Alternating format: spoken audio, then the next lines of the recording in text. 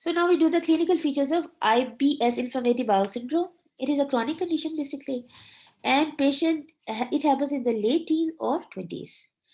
And basically, it is a diagnosis of exclusion. Okay, diagnosis of exclusion. Patient presents with abdominal pain, which is intermittent, crampy, and it is on the lower abdomen, and patient is typically is associated with change in the bowel's frequency or form, or maybe improved or worsened by defecation. So here they say it is worsened by defecation.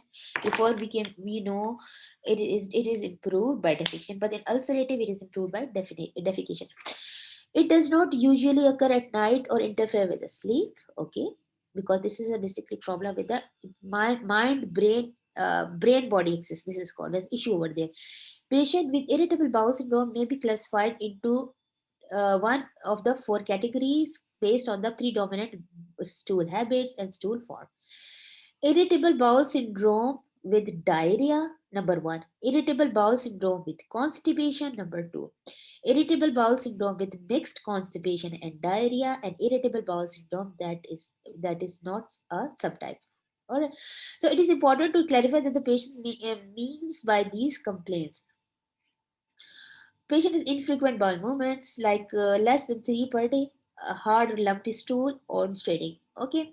Patient with irritable bowel syndrome with diarrhea, that was irritable with constipation. Diarrhea have loose or watery stools, and frequent stool more than three per day. Urgency is there, fecal incontinence is there. This is second type. And many patients report firm stools in the morning, followed by progressive movement in the afternoon. So this is a third type. Complaints of visible distension and bloating is also common, though these are not always clinically evident. Patient is asked for the alarm symptoms. So yes, like there is like weight reduction, there is fever, there is something like that. We ask these questions to these patients for to rule out any organic cause, and especially in the patient older than 40 to 50, we say all the alarming features. So nocturnal diarrhea, severe constipation. These are the questions: nocturnal diarrhea, severe constipation or diarrhea, hematochezia, and weight loss and fever. This is incompatible. This is not the if the patient has this, it's not IBS. Patient who has a family history of cancer, inflammatory bowel disease, celiac disease have the undergo additional evaluation. Now, physical findings, what we see, patient looks, there's no, like patient basically is an anxious patient. When you look the patient, he's an anxious patient. And we just, for IBS, we have to take out proper history of the patient, and there is some problem like socioeconomic issues going on, any financial issues going on, any family issues going on, any job issues going on, any study issues going on. The physical examination usually is normal, and patient, yes, there's a tenderness is present in the lower abdomen. Okay, and these DR, digital rectal examination, patient with constipation to screen for paradoxical anal squeezing with attempt to straining, just leave it. Okay, so basically laboratory is all normal in these patients. Patient is anxious. All tests you do with the world patient is absolutely fine. Basically, they're saying a complete, we just do all the CBC, all the inflammatory markers in these patients. Patient is fine. Nothing is there. We just, this is a vague thing. So we just do the whole study. I mean, it is investigation for celiac disease, ulcerative Crohn's disease, all the parasites, ovas, and traveler's history, everything, routines. We do the, patient is so much like troublesome, and it is so much annoying. I mean, sorry to say, he or she comes all the time that I have this issue, because brain issue is not getting addressed, so he just trouble the doctor by coming. So doctor is just, we have to give some time to these kind of patients. Just sit, we have to sit and talk to him that, okay, what's going on, how's your mood today, how is was your diet. So this is very much important here. Okay, and mostly the patients are younger. The school, like college, teen or more than like medical students are also there. Okay, so this is but if there's for 50 plus person, so we have, it's alarming thing. We have to do the colonoscopy, etc., etc. Differentials are multiple differentials there. all I talked about, just leave it. Carcinoid is there, lactose intolerance is there, hyperthyroidism, hypothyroidism, Crohn's, ulcerative, psychiatric disorders, panic, depression, anxiety, and women have abuse, the prior abuse, physical or every sort of abuses, irritable bowel syndrome, etc., etc., etc.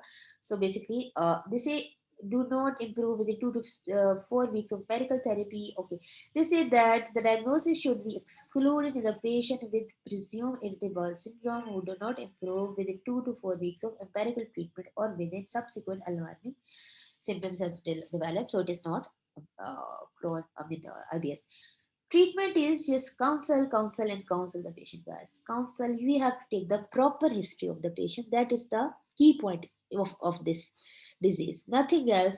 And we have to tell him that to have a proper hygiene like you have to just like eat proper healthy food.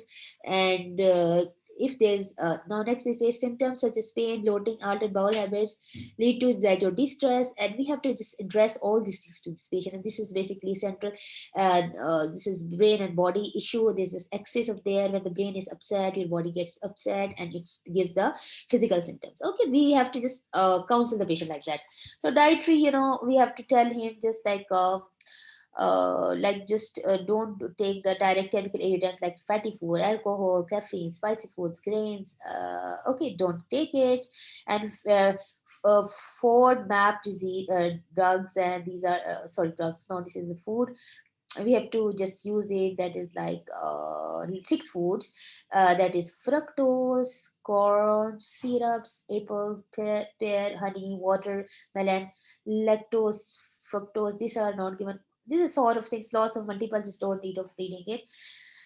All right, responders should gradually reinforce different FOD maps. Dr. Azim or Dr. Khan, you just search out what is this FOD maps foods. We have to just know that. Okay. Okay. Yes. So just all right. Now there's a poorly formable, soluble fiber, xylem, oatmeal improves global symptoms in these patients. Okay, just like this whole stuff, we can give that to that patient, and he's comfortable now. Now pharmacological therapy, just we give the antispasmodic agents like anticholinergic agents to these patients who have episodes of diarrhea, acute pain, etc. Right? We give them, and sublingually is needed. That is hyoscyamine.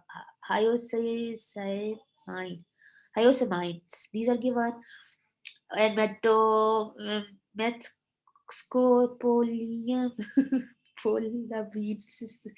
These are given. Basically, these are antispasmodic agents. We have to give antispasmodic agents. Don't worry about any funny names. Peppermint oil formulations. Yes, we have to give them as well for antispasmodic agents. Basically, okay. So this is how we do. Next, okay, these agents should be used with caution in the older patients. So older patients, just be so much careful about it. Anticholinergic agents. Okay. Now next, antidiarrheal loperamide. Yes, we know it. We give the loperamide, and we give other sort of medications. Yes, sometimes we give a trial of cholestyramine. Sometimes it's helpful. Sometimes it's not. And there's another thing that is iluxadoline. This is some other drug. This is opioid antagonist, and this is FDA approved for treatment of irritable bowel syndrome. Okay, guys, this is nice. This is the drug which is called as luxadoline. Luxadoline. This is FDA approved medication for irritable bowel syndrome. And it's very good. It would be good medication because it is. Now they say luxadoline is basically decreased abdominal pain and improves stool consistency in about 25% of the cases. Okay. For syndrome, dysfunction and pancreatic development, it's just leave it.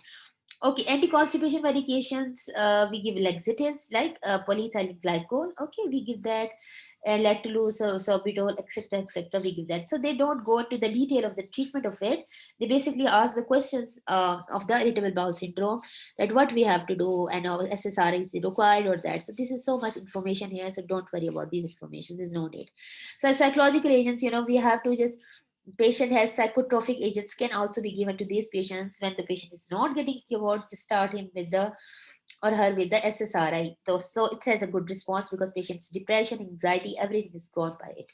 So basically, they say sertraline is given, okay, serotonin, which is SSRI, citalopram, paroxetine, and fluoxetine. These are all treatment of choice for the mood disorders. SSRIs may accelerate GI transit and improve constipation. Okay, so now side effect of SSRI is increase GI motility. Okay, so the constipation is there, so it is also helpful for that. Now, serotonin receptor antagonist, the same thing I was talking about. Serotonin receptor antagonist, SSRI. Reuptake inhibitors, these are receptor antagonists. So these are basically 5-HT3 antagonists. They reduce diarrhea, improve overall symptoms for the central and peripheral mechanism, etc. etc. Name is allocetron. Allocetron is given, etc. for the diarrhea, constipation, etc. So much information here. So just leave it, guys. Non-absorbable antibiotics, rifaximin. Or rifaximin is also given. This is good probiotic sort of thing. It is also sometimes helpful in this disease. Probiotics, it is sometimes helpful in this disease. Sometimes not always. Psychological therapy, CBT, cognition, behavioral therapy, relaxation techniques, hypnosis. This is important for these patients, and this is the gold standard. I mean, a whole standard for these patients for the Western world. Here in Pakistan, these patients are not cured properly.